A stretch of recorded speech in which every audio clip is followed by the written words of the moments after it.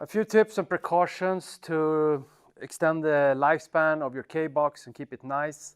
In short, these are: don't slam the pulley block into the device, don't open the pulley block when you're still moving, don't train with tangled belt, make sure you wind up the belt nicely and evenly after use, and also some about the cleaning of the device. So this is the pulley block. In some exercises and some accessories, this pulley block can end up pretty close to the kBox. So make sure it doesn't, slam the kBox. This could happen if you let it go on the last rep, or if you have a too long range of motion on the way down. It could be using, if you're using a single grip and you do like an RDL or something, then you could actually hit the device. So if that's a problem, maybe elevate your feet or something to get that extra range of motion. We have rubber protection on this one. We have rubber protection around the opening, but there's a lot of force coming into the flywheel and into the motion here. So you will eventually damage these. They're replaceable, but you will actually have to do the work and do actually the replacement. And yeah, so that's just the tip. Don't slam the pulley block.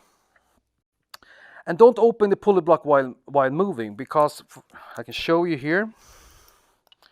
For example, when I'm connected and I do my last rep and I want to get out. So I want you to absorb on the way down, take it to a complete stop, and then get out.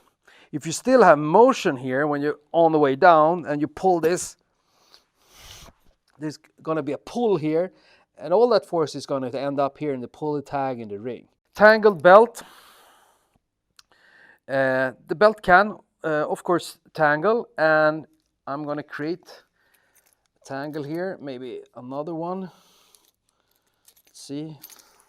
So now you can see that the dry belt is tangled.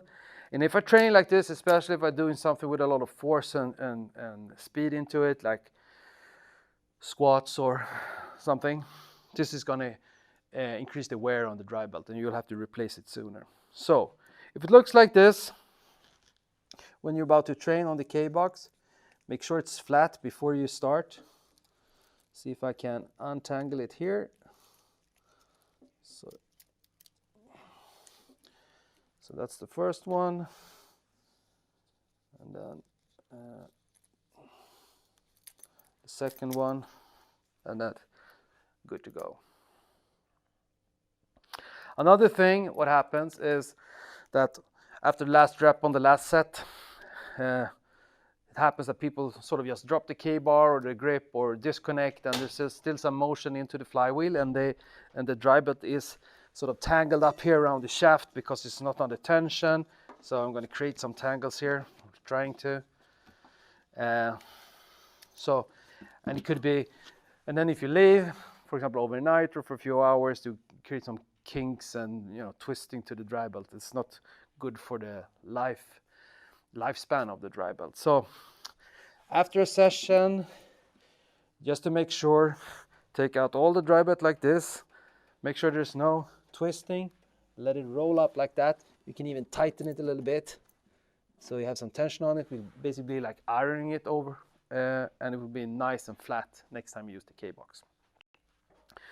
When it comes to cleaning the device, something can get a little bit dirty, especially with athletes you're using it outside, or they wear the same shoes as outside coming into the gym. So to clean it, what I do usually is just take it into the shower, have it like this, and then I rinse this half part here to get rid of some dust.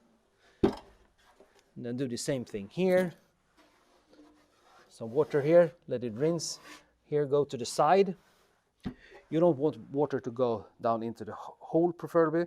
So tilt it one half at a time. I know that some people sometimes they want to polish it a little bit, and you can use vinyl polish, but be careful, because if you use too much, it can be a little bit slippery, because these products are a little bit oily, so be careful about that.